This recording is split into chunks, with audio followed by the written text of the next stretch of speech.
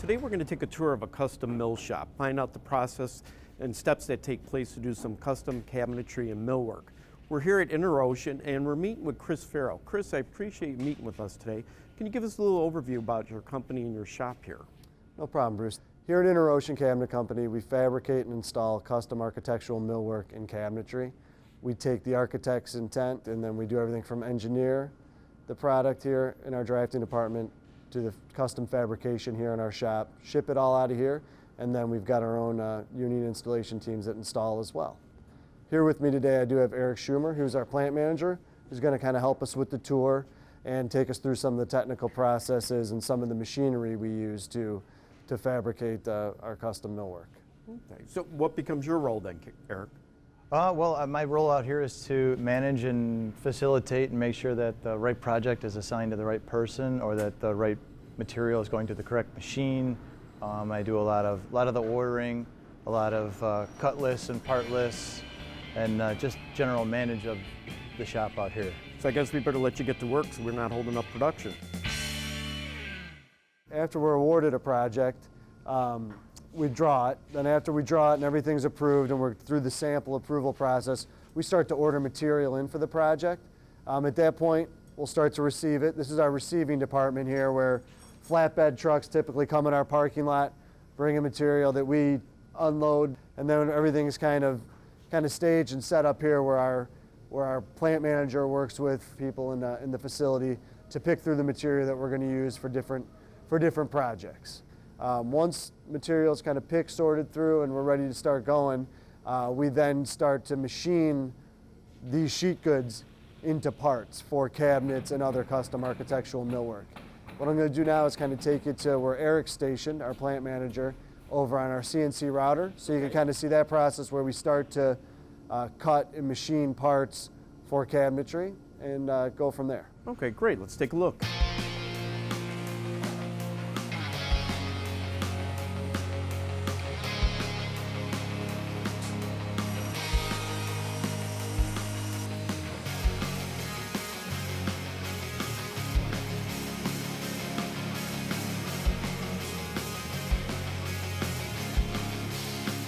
So Bruce, after we receive the material, a logical starting point is our CNC router. Okay. CNC router helps us take sheet goods that we get and we receive in our receiving department and turn them into cabinet parts and other architectural millwork in a very fast, efficient manner with minimal waste. I'm going to kind of turn everything over to our plant manager, Eric, again, to kind of take you through how the machine works and what the operator interacts with the machine. So what this machine does, it does a lot, or what it mostly does is it cuts parts out from flat panels into components and parts for entire elevations.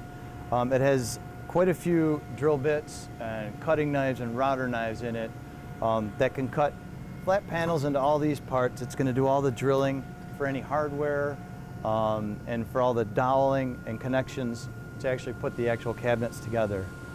So all of those items are programmed by our program department in the drafting room, and they're sent to a server, and then he can connect to that server from this machine and open that up into the correct program so that it can be placed onto this machine and turned into all the parts that we need for those elevations. Okay, so from here, basically, these components, everything's laid out, and it looks like it's kind of maximizing the sheet of material, so it looks like there's very little waste. That's basically the idea. What the program is doing is it's taking the entire elevation and it's placing all different parts. It might be from different cabinets, but it's placing them onto sheets to optimize each panel so there's extremely little waste. Dave, our operator here, he's going to go ahead and fire the machine up, and you'll be able to see how the whole thing operates.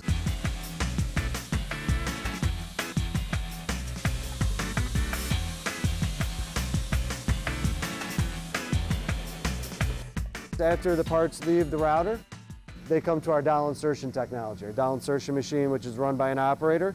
Here we're able to automatically drill for dowel holes and insert them very quickly. And Eric is kind of going to take us through how this fits into the whole process and how the machine works.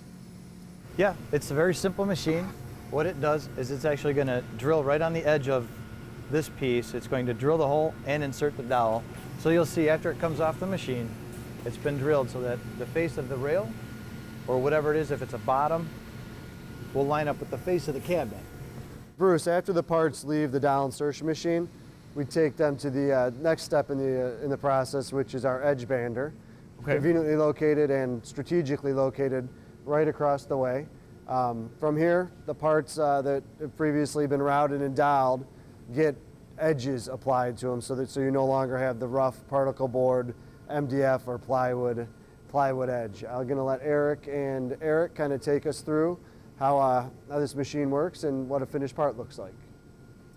So what this machine is going to do is it's going to put a hot melt glue on here, and then a feed roller will feed what's called PVC or wood veneer right onto the piece. As it goes through the machine, there's several cutters inside the machine that come down, trim the excess piece off. There's a cutter that will come up and trim the ends and the leading edge, and then there's some buffers at the end that buff that so that it basically comes out a finished piece ready for assembly. So after the parts are routed on the CNC and have been doweled on the dowel insertion machine, they are ready to go to the edge bander.